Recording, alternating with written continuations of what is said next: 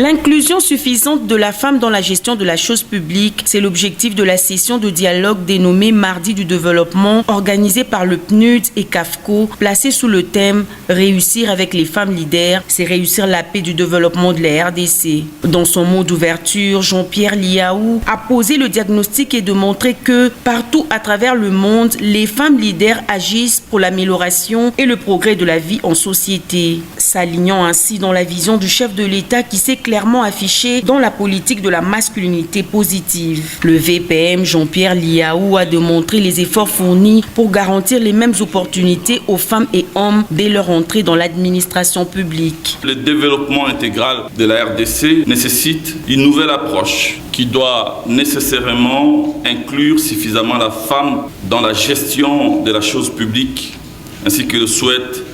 son Excellence Monsieur Félix Antoine Tshisekedi Tshilombo,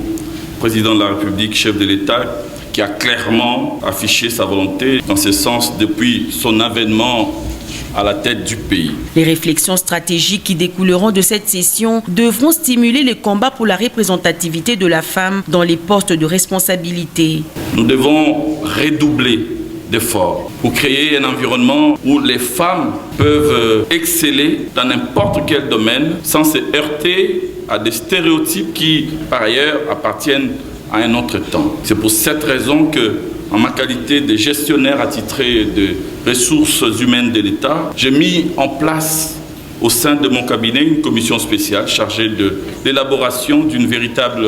stratégie d'égalité des genres au sein de l'administration publique. L'élan amorcé dans l'avancement du processus de l'égalité de sexe en République démocratique du Congo devra connaître son éclosion au regard de la volonté politique affichée par le chef de l'État, d'où la régénération des femmes combattantes s'impose.